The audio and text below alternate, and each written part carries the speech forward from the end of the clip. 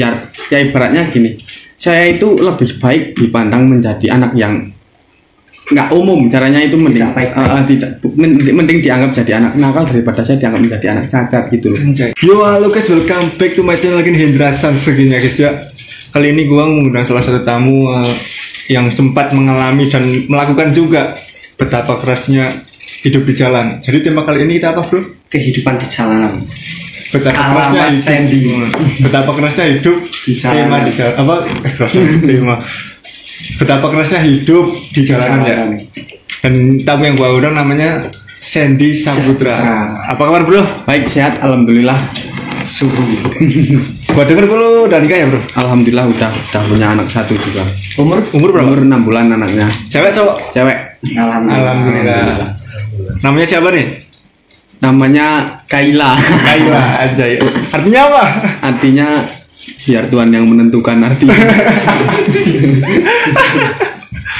Oke lah.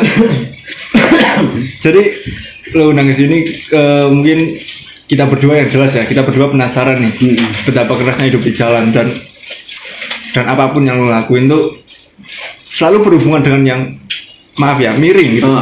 Dan sedangkan kondisi fisik lu sendiri aja nggak seperti kita. Bukan nggak kurang sempurna. Jadi kondisi fisik yang dialami teman gue ini sempat yang kaki sebelah kanan kiri ya. Kaki sebelah kiri di amputasi dan dia masih mempunyai semangat hidup yang sangat tinggi. Luar biasa. Jadi yang gua tanya ini, apa sih yang membaca orang Sandy Saputra memutuskan untuk jalan ke bidang yang seperti itulah, kita katakanlah dunia gelap lah. Ya awalnya itu ya gimana ya, faktor keluarga ya. Awalnya itu ibaratnya keluarga. Saya itu kan dari kecil itu emang udah nggak dirawat sama orang tua ya. Jadi saya itu ibaratnya dari kecil itu dititipin di nenek saya karena di samping ibu saya sudah meninggal dan bapak saya itu ibaratnya itu nggak merawat saya sama sekali. Jadi saya itu besar karena didikan nenek dan itu pun yang ibaratnya yang membuat saya itu menjadi nakalnya itu nggak kayak anak-anak yang lain. Jadi saya itu liar lah ibaratnya kayak gitu. Nakalnya itu melebihi usianya gitu ya. Pada intinya kan kurang kasih sayang dari orang tua. Intinya kurang kasih sayang dari orang tua. Nah, kalau kurangnya kasih sayang dari orang tua, sedangkan apa sih yang dilakuin orang tua ke lu gitu? Sih sebenarnya maksudnya malah nggak sama sekali nggak ada perlakuan apapun karena saya dari kecil pun sampai sekarang pun ibaratnya saya di umur yang sampai udah punya istri punya anak pun kalau ditotalin tuh 1 bulan aja kayaknya belum pernah saya campur sama orang tua saya. Belum jadi pernah dirawat juga. Sama sekali nggak pernah merasakan yang namanya kasih sayang orang tua itu, sama sekali nggak pernah merasakan. Dan lu belum merasakan katakanlah kasih sayang orang tua ya, kasih orang tua dan secara tidak langsung membentuk mental lu ke arah situ gitu. Ya di samping itu ya karena saya kan ibaratnya ya inilah, di samping saya broken home ini ya saya waktu dulu umur 8 tahun kan saya kecelakaan jatuh di sungai. Ibaratnya saya main-main di sungai karena pada dasarnya emang saya anak udah nakal. Jadi waktu itu tuh saya main di sungai. Nah terus saya itu jatuh kepleset. Nah kaki saya yang kiri ini ketimpa batu. Terus nggak bisa ibaratnya nggak ada penanganan yang lebih. Ibaratnya harus diamputasi, kalau nggak diamputasi saya yang nggak kuat gitu. Jadi ya ini saya kan merasa jadi orang yang paling ngenes sedunia gitu loh. Makanya saya itu menjadi kayak gini. Ibaratnya saya itu udah hidupnya sama nenek, orang tua nggak peduli, ibaratnya bapak nggak ngurusin, ibu udah meninggal sebelum saya nalar, sebelum saya bisa memikirkan suatu hal sendiri, saya udah ditinggal oleh ibu. Nah begitu saya agak besar dikit kok saya malah dikasih musibah dan itu pun fatal, itu pun musibah, itu pun merubah masa depan saya gitu loh. Jadi saya kan tidak bisa melakukan aktivitas apapun, ibaratnya fisiknya udah nggak ada gunanya gitu loh. Dan dengan keadaan maaf ya, kondisi yang kurang sempurna ini, apa yang seorang Sandy lakukan? Ya saya ya ibaratnya makanya gini loh, saya itu meskipun cacat ya dikatakan meskipun saya itu paling nggak suka. Saya itu paling nggak suka kalau dikasihanin sama orang, makanya badan saya tato. Saya itu ibaratnya ini wujud protes saya kepada Tuhan. Dulu ibaratnya itu saya merasa tidak diadili gitu loh. Saya itu merasa menjadi orang kok saya sih yang bisa kayak gini, kok saya gitu loh. Kenapa enggak orang lain? Nah, ibaratnya saya itu kayak merasa tidak diadili, benar-benar tidak diadili gitu. Jadi yang membentuk mental lo lebih dari orang pada umumnya seumuran lo nih. Jadi itu suatu bentuk protes gitu ya. Dan sampai lu tato, sampai lu senakal itu lu untuk menutupin ya, kekurangan lu. Kekurangan ya biar ya ibaratnya gini. Saya itu lebih baik dipandang menjadi anak yang nggak umum, caranya itu mending mending dianggap jadi anak nakal daripada saya dianggap menjadi anak cacat gitu loh. Saya itu nggak mau hidup dengan belas kasih orang, maksudnya belas kasih orang lain bukannya saya mau sombong apa angkuh saya bisa hidup sendiri itu enggak, tapi hidup dengan belas kasihan orang lain itu rasanya nggak enak, rasanya kita itu selalu menjadi orang yang rendah, selalu yang dipandang. Nah, saya itu pengen merubah citra itu loh, pengen saya balik, jadi saya itu kemungkinan saya ingin cacat saya itu dihilangin gitu loh, di anggapan saya itu selalu normal gitu. Jadi apapun yang lo lakuin, entah itu nakal segala macam, yang jelas sih ada beberapa faktor ya, nanti kita ceritain ya. Cuma yang kita udah ketemu satu faktor itu untuk menutupi kekurangan yang ada pada diri lo. Ya ibaratnya kenakalan saya itu terjadi ya karena wujud protes saya. Kalau saya nggak kayak gini, kalau saya normal kemungkinan saya nggak akan kayak gini, nggak mungkin saya nakal, nggak mungkin. Ibaratnya saya kalau lu normal udah beda cerita. Udah beda cerita. Ibaratnya ya ngapain sih? Ibaratnya saya dibanding saya bikin rusuh, bikin onar di mana-mana, mending saya ibaratnya kerja apa ngapain itu karena fisik saya kan normal kan gitu. Tapi berhubung saya kayak gini dan saya pun harus makan, saya pun harus ngasih, ibaratnya bisa pengen beli ini, pengen beli itu kan, apa yang saya lakukan itu berdasarkan pemikiran saya. Jadi saya itu ibaratnya mencari hal-hal yang simple, yang singkat padat hasil. Nah itu, tapi itu berada di jalan-jalan yang miring gitu loh. Tapi kita udah bahas lebih tepatnya ke barusan yang diceritain dari teman kita Sandy, lebih ke apa yang membuat mental dia terbentuk seperti ini iya. Dan awal mulanya terbentuknya mental seorang Syekh Saputra gitu ya. Dan sekarang yang membuatnya, kita kan udah ketemu nih, mental itu terbentuk dari gara-gara terutama kasih sayang orang tua, terus sama untuk biar tidak dianggap rendah lah ibaratnya ya, dikasihin orang juga kan. Sekarang proses lu awal kali masuk ke dunia seperti itu ya, dikatakan turun di jalanan, awal kali yang membuat lu seperti itu gimana? Ya yang jelas ya semua tetap kembali ke keluarga lah ya, karena saya orang yang nggak mampu gitu loh. Saya ingin beli apa-apa tuh rasanya tuh susah, nggak kayak anak-anak yang lain ibaratnya tuh gitu. Nah di samping itu saya emang dasarnya udah menjadi anak-anak yang karakter nakal. Jadi saya dulu tuh pernah ibaratnya ya dapat dapat kejadian yang kira-kira merubah hidup saya, benar-benar merubah hidup saya gitu loh. Jadi saya inilah kebutuhan ya, karena saya kan harus dibikin setiap hari, saya harus butuh makan, tapi saya itu dibikin nggak bisa nyari gitu loh dengan kondisi fisik yang kayak gini. Jadi saya itu dulu ya ibaratnya gini, awal-awalnya kan dari saya yang mulai menjadi anak yang nggak pernah pulang itu loh, ibaratnya kalau bahasa gampangnya itu anak pang apa itu caranya kan ya gitu. Nah anak jalanan. Nah itu, nah mulai di situ, di jalanan situ saya mulai belajar cara-cara itu, cara-cara kriminalitas Pak, membuat kerusuhan-kerusuhan yang kira-kiranya menghasilkan uang gitu loh. Jadi saya itu dulu ya apapun yang kira-kira menghasilkan uang saya lakukan, termasuk ibaratnya saya ya dulu kan kalau di daerah sini tahun 2016an kan ada acara itu loh yang namanya anak gaul itu lah, hardcore itu. Nah itu saya dulu pas waktu ada acara kayak itu tuh saya menemukan sebuah bisnis di dalam situ tuh, saya merasa menemukan sebuah bisnis yang bisa saya lakukan tanpa saya harus capek, tapi saya harus punya modal ya, modal saya modal nekat. Gimana tuh? Ya jadi kalau dulu itu kan harga baju yang second itu kan harganya mahal-mahal ya. Kalau pas waktu zaman dulu boomingnya acara kayak gitu hardcore gitu. Jadi kemungkinan satu baju pun bisa berharga 200 sampai 300. Dalam artian baju yang bermerek kan? Baju yang bermerek di kalangan dulu ibaratnya kan gitu. Nah saya sebagai orang yang udah emang dasarnya berbasic nakal kan saya memanfaatkan itu. Nah, saya mencari anak yang kalau pas dulu kan setiap hari Sabtu ada tontonan itu, saya cari kira-kira anak yang pakai baju bagus gitu loh. Terus saya datengin, saya ibaratnya saya ancam, bisa saya pukul, bisa saya apa, terus saya ganti bajunya, terus saya tuker pakai baju saya. Nah, baju itu nanti saya posting, saya jual beli ya gitu, terus saya jual, ya itu yang buat saya mana. Awal mulanya saya terkenalnya jadi anak nakal itu kayak gitu. Awal-awalnya itu saya bikin rusuh sama orang-orang, terus nama saya itu semakin caranya di ibaratnya tersebar. Kalau jadi pertama lu belajar nakal nih, lu masuk ke komunitas AGW itu kan, terus lu malakin baju orang, terus lu jual.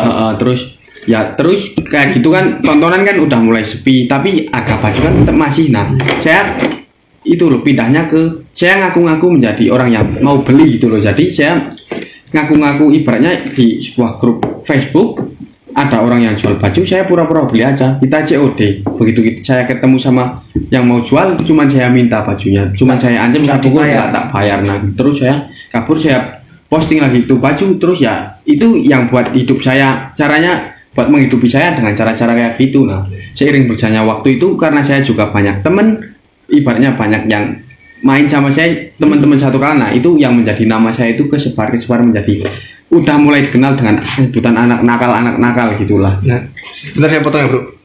Yang semua yang dilakuin teman gua saya ini masa lalu. Sekarang gua lihat sendiri udah lebih baik lah. Ya sempat ada beberapa kasus ya belakangan, cuman dari perilakunya dan semua kenakalan yang pernah dilewatin itu sekarang udah lebih baik. Dan yang kita bicarakan masa lalu untuk memotivasi orang, mengedukasi orang dan menonton ya pokoknya semua, agar tidak melakukan hal itu. Gitu. Hari esok harus lebih baik dengan hari inilah, dari hari ini kan gitu. Jangan ditiru. Dan kenapa nggak jangan ditiru, kita jelas itu udah merugikan orang lainnya. Lu sendiri juga mengakui salah kan? Tapi kan karena itu yang bisa buat saya hidup, ya apapun saya lakuin ibaratnya, daripada kita mati kelaparan kan, kita mending ibaratnya apapun caranya kan gitu mending. Untuk intinya kan gini, semua kenakalan lu kan ada masa lalu gitu. Ya intinya semua yang saya buat, semua kejahatan itu kaitannya sama uang.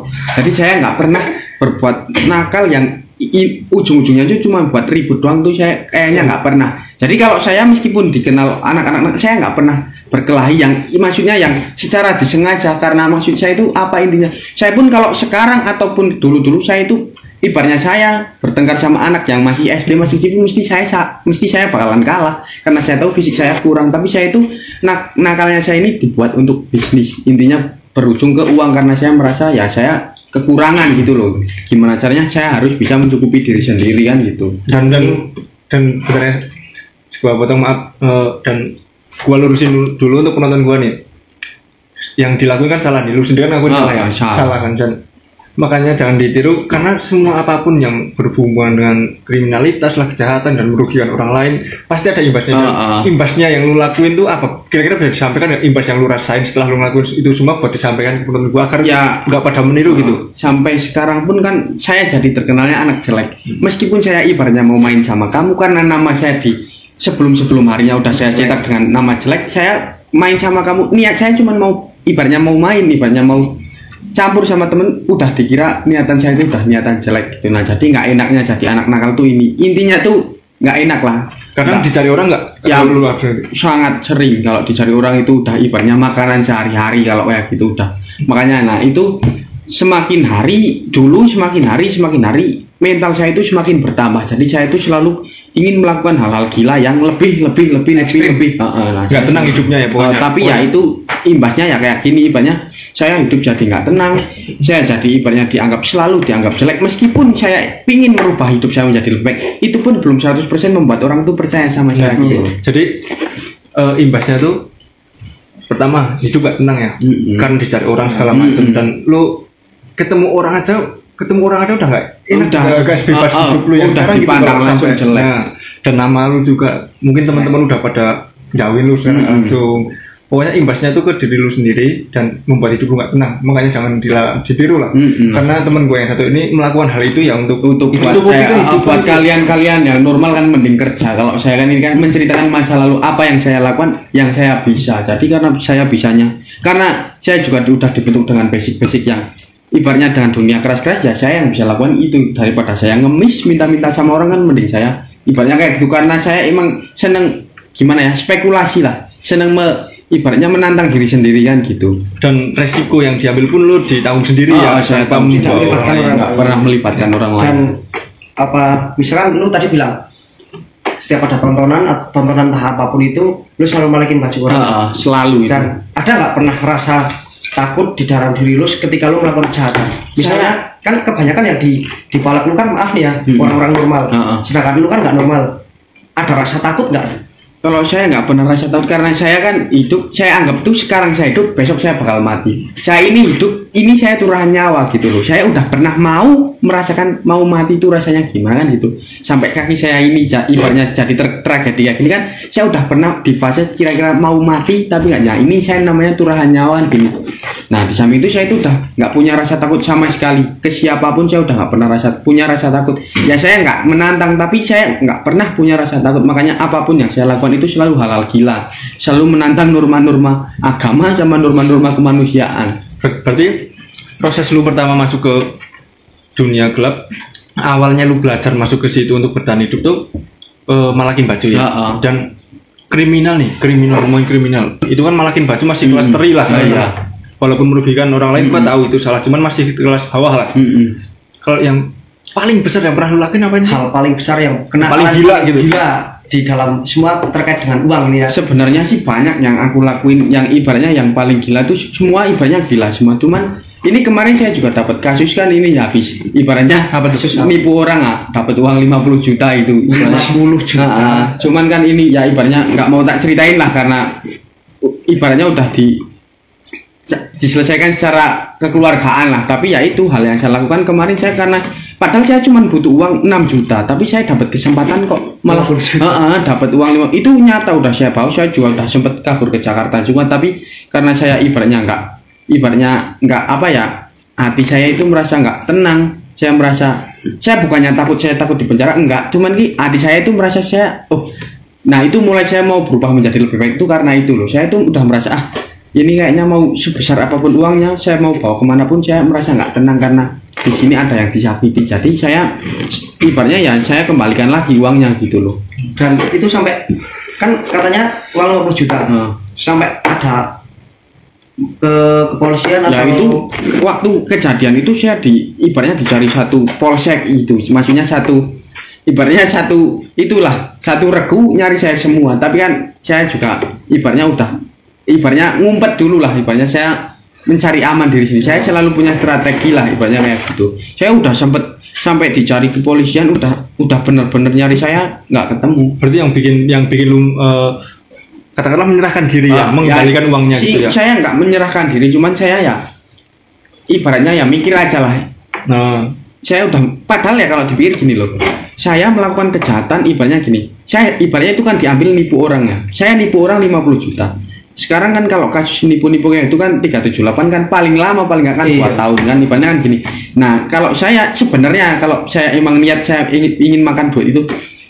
kalau saya sampai terjadi di penjara 2 tahun tapi saya makan hasil 50 juta sekarang orang siapa yang nggak mau di rutan cuman adanya makan tidur bangun ibaratnya ya meskipun kesepian nggak enak hidup di situ tapi kan kita kan selama 2 tahun kan kita bayaran 50 juta siapa yang nggak mau cuman hati saya itu berkata lain gitu loh saya itu merasa nggak tega karena ibaratnya ada orang yang ikut ibaratnya kena imbasnya karena kelakuan saya gitu loh jadi saya nggak itulah saya tetap kasihan jadi saya kembaliin gitu uangnya. Pada intinya ada orang yang merasa dirugikan dan ada orang yang terlibat dalam masalah lu jadi yang saya lakuin itu nggak cuma saya yang kena efeknya makanya saya mending udahlah mending saya selesaiin aja dan itu yang kita bilang katakanlah yang merubah lu sampai sekarang lu udah muncul dari hati lu sendiri mau mengembalikan uang dan merasa hidup udah nggak tenang dan membuat lu jadi lebih baik sekarang ya mungkin kan ya saya sih jelas kalau faktor saya pengen jadi yang lebih baik itu kan karena keluarga ibaratnya jelas anak istri lah cuman kan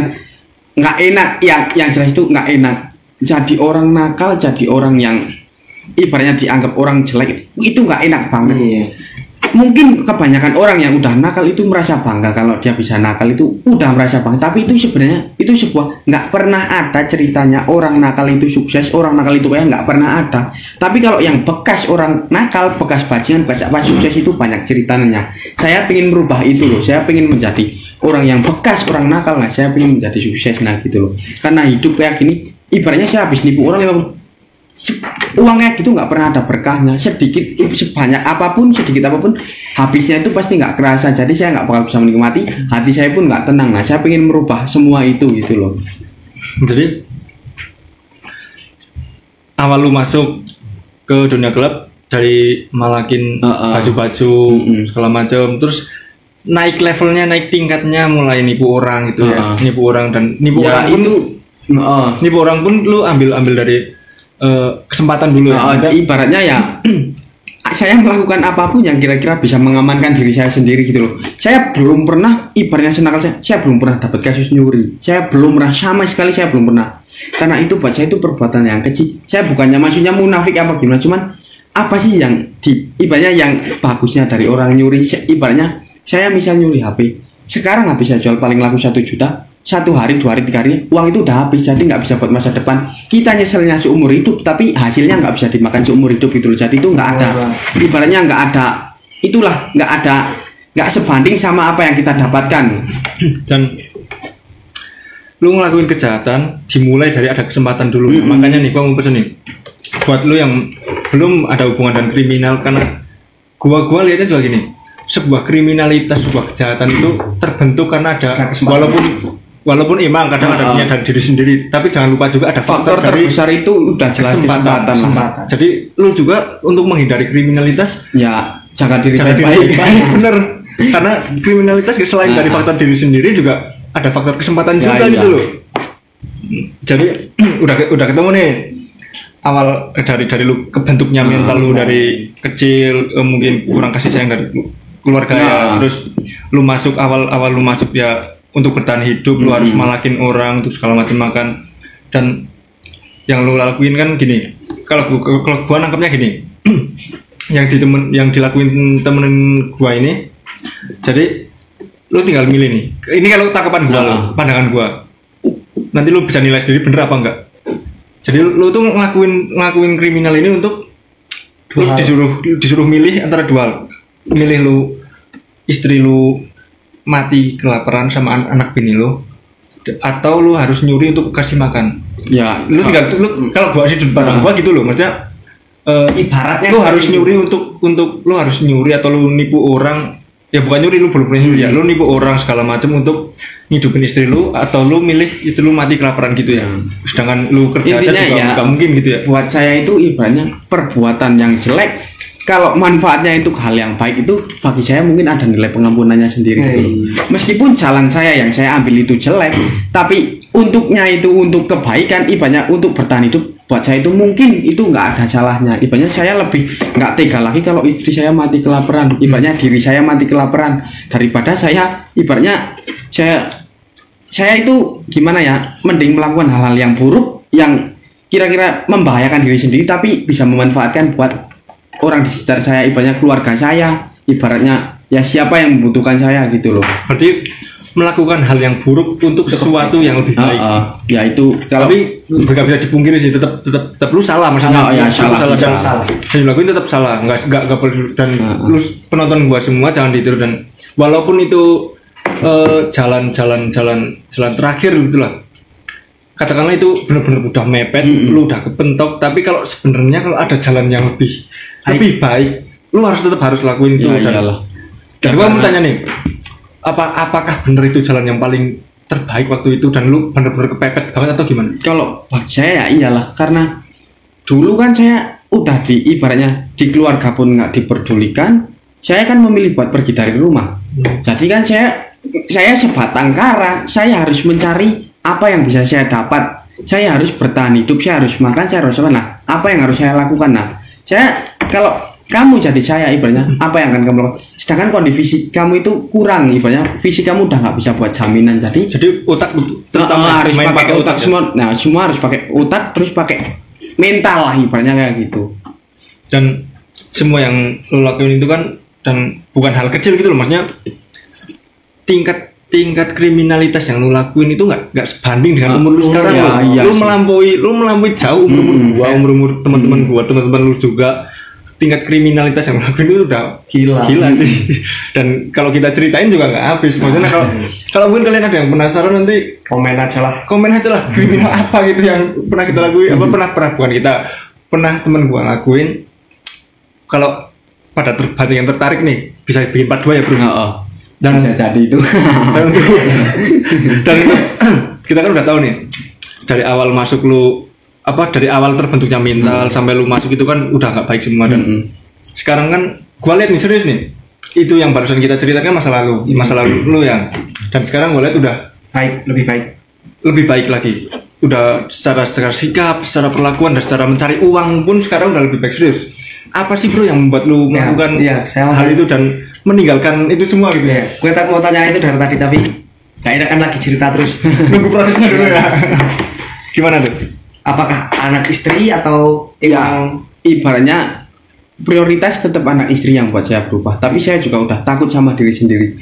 Ibaratnya orang-orang kayak saya itu orang yang gampang mati gitu loh. Maksudnya bukan saya itu selalu melakukan kejahatan itu merugikan orang lain, dan yang saya rugikan itu selalu orang-orang yang membahayakan gitu loh. Bukan ibaratnya bukan anak-anak kecil yang seumuran saya, tapi itu selalu orang yang tua di atas saya. Itu pun ada yang termasuk aparat, jadi ada yang termasuk preman. Jadi saya itu merasa selalu berbuat apa-apa itu selalu hal-hal yang gila. Jadi lawan-lawan yang saya ibaratnya yang saya manfaatkan itu selalu orang-orang yang lebih tinggi dari saya gitu loh. Nah, saya berpikir ibaratnya kalau saya selalu kayak gini, saya terus gini, saya gampang mati gitu loh.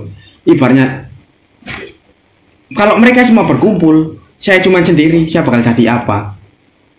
Terus kalau mereka semua berdoa, mereka ibaratnya nyepatani saya, ibaratnya dia nyumpahin saya hal buruk.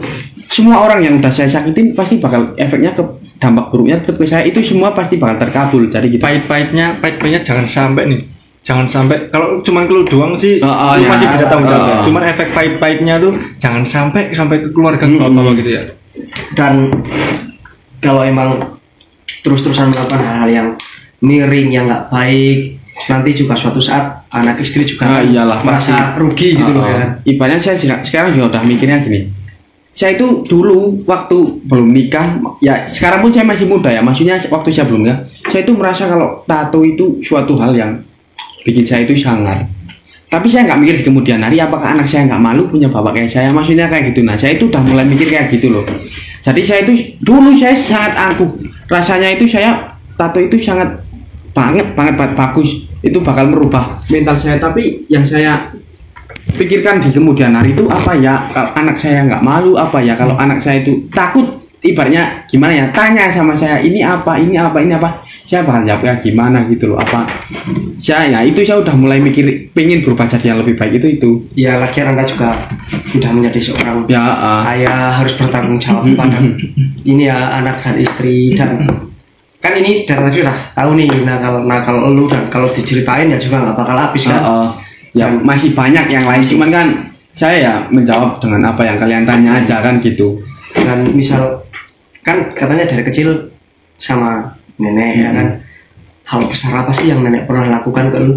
Sebesar apa nenek melakukan hal-hal ke dan lu menghormati itu apa enggak? Ya sangat menghormati. Kalau tanpa dia saya nggak bakal jadi kayak sekarang gitu loh. Maksudnya saya nggak bakal hidup sampai sekarang.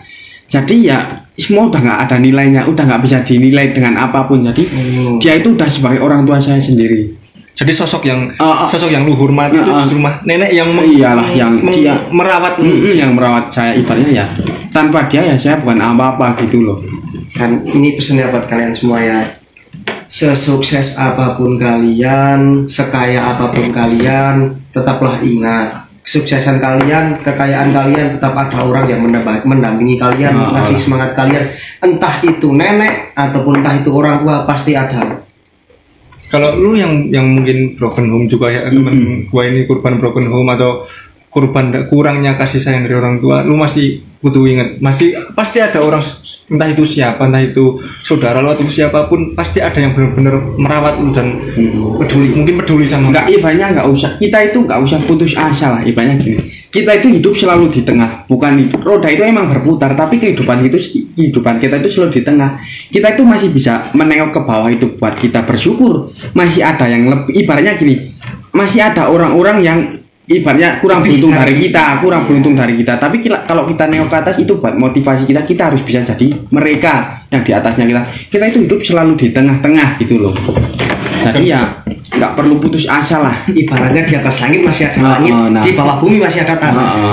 Jadi dari semua yang lu lakuin, entah itu kriminalitas ataupun beban mental dari kecil, mungkin ada sesuatu yang bisa disampaikan sama penonton gua nih. Ya apa yang lu rasain dulu ya. Ini kan yang kita ceritain dulu ya, masa lalu, untuk motivasi kalian jangan seperti teman gua ini, karena imbas dan efeknya juga ke diri sendiri lah. Makanya jadi nggak enak lah jadi anak nakal itu, nggak enak selalu dipandang kalau jadi anak nakal tapi kita kaya mah kita bisa berbuat semena-mena ya, ibaratnya kita nggak kesulitan ekonomi mah apa. Tapi kalau jadi anak nakal yang ibaratnya mau beli rokok aja paling masih minta sama temen, dan terus dia bangga dengan kenakalan dia itu, apa sih yang bisa dihebatin, apa sih yang menjadi sosok yang bisa ibaratnya kamu kok bangga dianggap anak nakal tapi diri kamu itu rendahan gitu loh. Maksudnya tuh kamu seolah-olah bangga kamu jadi anak yang paling nakal sedunia, tapi orang lain yang melihat kamu itu merasa kasihan. Masya Allah, ibaratnya apa sih yang diharapin dari anak nakal itu. Nah jadi ibaratnya janganlah, ibaratnya makanya gua mau pesan nih dari bukti nyata nih, seorang teman gue yang ya katakanlah bajingannya orang ini serius. Kalau lu semua udah pada tahu masalahnya, kriminalnya apa, pasti tahu lah. Kalau lu semua nanti udah pada tahu, mungkin kalian ada yang banyak penasaran, bisa bikin part keduanya. Dan sebajing-bajingannya orang tuh ini serius, dia nipu orang di mana-mana, dia terlibat masalah dan masalahnya itu besar banget. Dan masalah nominal, kalau ribut di masalah uang, nominalnya itu juga nggak kecil men, besar. Dan ini bukti nyata dari orang yang sempat melakukan tindak kriminal dan bukan hal kecil, nakal senakal-nakalnya orang aja mau pindah menjadi yang lebih baik. Kenapa dari yang baik malah mau pindah ke nakal? Kan nggak logis juga. Jadi kalau kalian yang udah baik itu mending baik aja. Iya sih. Tapi kalau kalian penasaran boleh dicoba. Jangan tuh. Ini amen semudah ini, dan umurnya masih tua Iqbal sama dia bisa nipu uang 50 juta tuh. Dan gua mau kasih clue dikit nih. Dia temen gua sendiri ini pernah sukses di waktu yang cukup muda dengan jalan yang miring juga. Tapi dia pernah sukses gitu. Tapi dia berani untuk meninggalkan itu semua untuk menjadi orang lebih baik, benar-benar menolkan jiwanya. Dia mau bisnis kecil-kecilan ya, kecil banget. Dia mau meninggalkan itu semua. Dan makanya dari lo yang udah di padang baik, udah di padang orang bener, mending lo tetap bener aja dah. Gak usah tarik aneh-aneh, mau cepet sukses dengan cara yang miring, entah itu judi online atau apapun, mending gak usah. Lu udah baik aja. Dan itu satu lagi nih, lu kan orang lu memandang lu tuh udah jelek lah, tapi nggak tahu riwayat yang lu lakuin apa, proses terbentuknya mental seorang Sandy itu apa, nggak tahu mereka. Dan nih, kalau lu nggak tahu prosesnya, nggak tahu jalan hidupnya, nggak tahu riwayat terbentuknya gimana, mending nggak usah menjudge orang segitu gampangnya fit itu orang nakal. Jangan bro. Kalau lu selama lu belum punya masalah, belum punya riwayat kriminal sama dia, mending lu diam dah, nggak usah ikut-ikutan masalah orang. Semua orang punya salah dan dosa kok, cuman jalan kita yang ambil aja beda. Gua sama Sandy sama punya dosa semua, cuman jalan yang diambil beda gitu doang. Jadi jangan menjudge orang langsung fix itu orang nggak bener. Lu cari dulu akar masalahnya dia gitu kenapa, alurnya gimana, baru bisa disimpulkan. Bahasa gampangnya gini, kalau kalian kan ibaratnya makan kan tinggal ambil ya. Kalau saya itu makan itu harus nyari dulu, jadi gitu. Perbedaan kita itu di situ. Jadi saya itu lebih merasakan ganasnya kehidupan. Jadi itu saya selalu harus mempertaruhkan diri sendiri dibanding kayak kalian yang lebih beruntung dari saya kan ibaratnya makan kan tinggal ambil, ibaratnya kan kayak gitu. Nah, ibaratnya kalau kita hidup itu nggak boleh milih lah, ibaratnya kita itu ditakdirkan udah emang kayak gini ya. Jadi ya gimana pun ya harus kita syukuri. Cuman ibaratnya kita harus bisa merubah diri kita menjadi yang lebih baik gitu loh. Dan ibaratnya gini ya, mengalahlah sampai tak seorang pun dapat mengalahkanmu, dan merendahlah sampai seseorang pun tak dapat merendahkanmu. Nice. Dan bro, gue heran bro, dari sosok seorang Sandy Saputra nih yang kriminalnya bahkan mungkin tiap tempat tahu ya, lu bener-bener yakin mau ninggalin itu semua atau gimana? Atau emang lu ya maaf ya, atau lu emang mau pindah tempat aja, mau tetap nakal cuman pindah tempat doang, atau lu emang mau bener-bener ninggalin semua itu? Gini ya ceritanya, saya kan ibaratnya gini, dulu saya pernah merasakan senang, pernah merasakan penghasilan banyak itu dari hal bidang miring. Contohnya saya jualan minuman keras dulu, itu emang hasilnya sangat besar. Ibaratnya kalau kita mau kaya itu nggak lama kalau kita berani terjun ke dunia itu.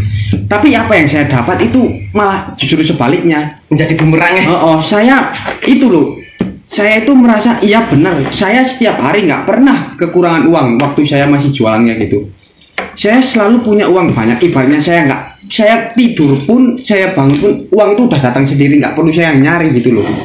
Jadi dengan keenakan itu saya itu mengenakan diri sendiri. Jadi saya itu ibaratnya menghargai uang gitu loh, karena dapatnya gampang juga. Iya. Nah, saya rasa perasaan saya itu dulu setiap bulan pun penghasilan udah ibaratnya kalau 5 juta pun bisa masuk ibaratnya, tapi itu tanpa saya harus capek. Nah, dengan uang segitu saya itu nggak bisa menghargai uang itu loh. Jadi saya merasa gimana ya, itulah ibaratnya uang selalu datang sendiri. Jadi saya itu nggak pernah merasakan capeknya dapat uang. Nah, saya itu seenaknya gitu, datangnya cepat, habisnya juga nggak tahu kemana juga cepat. Makanya apapun, sebesar apapun yang kamu dapat, tapi itu dari hal-hal yang ibaratnya itu nggak berkah, pasti itu rasanya nggak ada awetnya lah ibaratnya kayak gitu. Habisnya juga nggak berkah juga, buat apa gitu ya? Kita tahu habis gitu doang ya. Oke lah, kita kan udah tahu nih perjalanan hidupnya seperti itu dan segala kriminalitasnya juga seperti itu. Pokoknya jangan dicontoh ya guys ya, karena yang dilakukan namanya kriminal itu merugikan orang lain lah. Walaupun dia benar itu jalan satu-satunya buat kehidupan dia. Cuman kalau ada yang lebih baik kenapa enggak? Jangan, kita ambil positifnya dari semua kita obrolin. Gue percaya kalian orang-orang yang cerdas ya, jadi bisa membedakan mana yang positif, mana yang negatif, dan ambil yang positif aja. Buang buruknya, ambil baiknya. Jangan gitu dulu pokoknya ya bro. Iya jelas. Dan gue ngomong nih bro, lu udah pernah lihat istrinya belum bro? Cantik men. Anjir. Itu gimana tuh? Lu dapetnya tuh gimana, nemu di mana itu? Hah? Ya itu gimana ya? Nemu di Wah enak loh, cakep sih, serius. Cakep dan pengertian dengan kondisi lu, ya maaf ya. Dia bisa menerima keadaan sama lu, menerima segala kondisi dan konsekuensinya tentang masa lalu lu, dan itu menurut gua wanita yang hebat. Ya itu yang aku salut dari istri saya ibaratnya.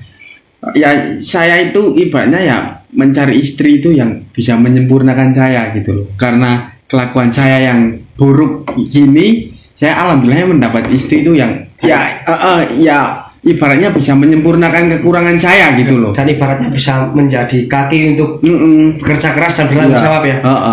Jadi walaupun menjadi kaki kita dalam artian mungkin mengerjakan sesuatu hal berhubungan dengan rumah tangga ya. Kalau masalah kewajiban menafkahi atau gitu menjadi kewajiban lu ya. Iya pastinya ya. 1000% harus kalau. dan gua sempet nih tadi kita briefing dulu kan sebelum mau menyampaikan sesuatu hal, nanti kita rencanain dulu mau menyampaikan apa yang mungkin jangan sampai mengeluarkan sesuatu yang sensitif gitulah. Kita sempat briefing dan dalam pertemuan gua sama si teman gua ini di belakang tadi dia mengeluarkan suatu quotes yang gua suka nih buat lulu juga. Wih, bisa dipakai tuh, keren menurut gua. Gimana bro tadi yang masalah apa mencari jodoh, kriteria seorang jodoh gimana? Jangan yang soleh apa gimana? Gini, ibaratnya gimana ya?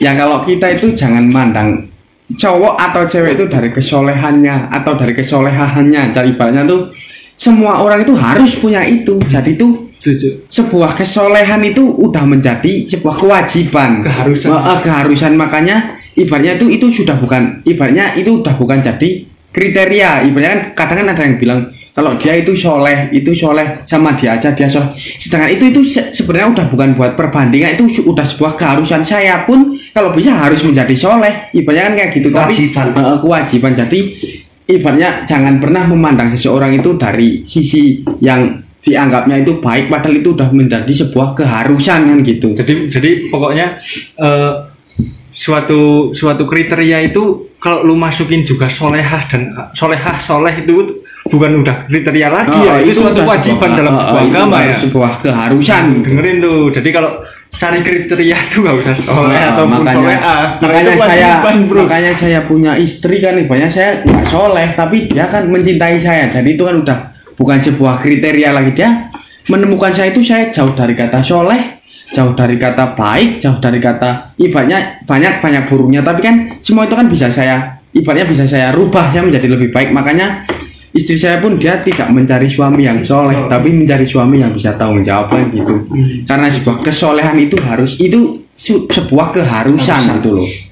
Jadi ya tuh buat kalian terapin tuh apa, soleh dan solehah tuh bukan jaminan lah, itu udah sebuah kewajiban. Udah kewajiban dalam suatu agama, itu udah kewajiban, bukan jadi kriteria lagi. Jangan bangga punya suami, punya istri yang rajin sholat, karena itu sebuah keharusan sholat kan gitu ibaratnya. Sebuah keharusan kan gitu loh. Jadi lahir kita tahu agama ya kita harus melakukan itu. Ya makanya ya maksudnya bukannya merendah, maksudnya gimana ya, itu sebuah keharusan, maka kita harus menilai seseorang itu dari sisi yang lainnya, karena itu sudah menjadi sebuah keharusan. Orang lain yang belum melakukan itu pun suatu saat bakal bisa melakukan lah. Kita itu mencari jodoh itu mencari apa yang di diri orang lain itu tidak dapat ditemukan kan gitu. Yang bukan juga kewajiban juga ya. Jadi kalau cari orang yang soleh, yang rajin ngaji itu, aku pun masih bisa melakukan kan gitu. Bener. Carilah sesuatu yang spesial di diri orang lain, ibaratnya di diri orang yang akan bersama kita kan gitu. Dengerin bro. Jangan lu cari yang soleh, ujungnya ninggalin juga. Benar, gue nggak merasa ditinggal. Widih, diselingkuhin ya, Pak?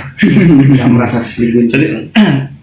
Jadi semua aktivitas lu di dalam dunia gelap lah, mungkin riwayat lu masa lalu itu bisa dijadikan pengalaman buat penonton gue ya, bro. Kita semua ceritakan, kita semua kan cerita masa lalu, dan diambil positifnya, jangan ditiru, karena semua hal buruk itu pasti berdampak buruk juga. Nggak baik, hal yang nggak berkah ya ujungnya nggak berkah juga ya kan.